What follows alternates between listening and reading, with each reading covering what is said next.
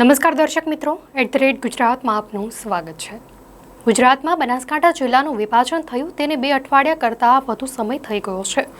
જિલ્લાનું વિભાજન થયા બાદ હવે દિવસે ને દિવસે વિવાદ વકરતો જતો જોવા મળી રહ્યો છે। ત્યારે નવા જિલ્લા વાવ થરાદને લઈને ધાનેરા, દિયોદર જેવા તાલુકાઓ વિરોધ કરી રહ્યા છે।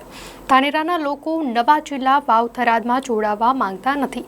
ધાનેરાના લોકો આટલા બધા દિવસથી વિરોધ કરી રહ્યા છે તો પણ સરકારે ધાનેરાને નવા જિલ્લામાં સમાવેશને લઈને કોઈ પ્રતિક્રિયા આપી નથી। ધાનેરા તાલુકા હિતરક્ષક સમિતિ દ્વારા નવા જિલ્લાના વિરોધને લઈને જનાક્રોશ મહાસભા આયોજિત કરી રહી છે। આ સભામાં ધાનેરાના લોકો સ્વયંભૂ ઉમટી ધાનેરાને બનાસકાંઠામાં રાખવામાં આવે તેવી માંગ કરશે। ધાનેરા હિતરક્ષક સમિતિ દ્વારા વિભાજન મુદ્દે ભારે વિરોધ કરવામાં આવી રહ્યો છે। ત્યારે આવતીકાલે બનાસકાંઠા ધાનેરા બંધનું એલાન કરવામાં આવ્યું છે। આ એલાન સાથે ધાનેરા જનાક્રોશ સભાનું પણ આયોજન કરાયું છે। તો ધાનેરાના લોકોનું કહેવું છે કે તેમને થરાદ વાવમાંથી પરત બનાસકાંઠામાં રાખવામાં આવે।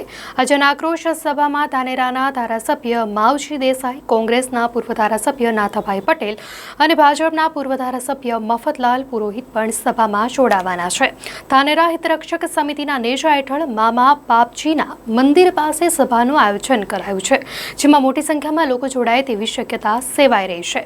તો બીજી તરફ કાંકરેજના લોકોની પણ બનાસકાંઠામાં જોડાવાની માંગ છે। આ સાથે જ દિયોદરના લોકોની એવી માંગ છે કે દિયોદરને અલગ જિલ્લો જાહેર કરીને તેનું અડગ નામ રાખવામાં આવે।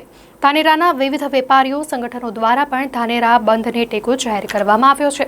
તો આ સાથે જ એવી માહિતી પણ સામે આવી છે કે ભાજપ, કોંગ્રેસ અને RSSના કાર્યકર્તાઓ પણ હાજર રહેવાના છે। આ સાથે જ વિવિધ ગામોમાંથી પણ લોકો ટ્રેક્ટર લઈને ધાનેરામાં પહોંચવાના છે, જેમાં 350થી વધુ રિક્ષા ચાલકો વિનામૂલ્યે લોકોને સભા સ્થળ સુધી પહોંચાડશે।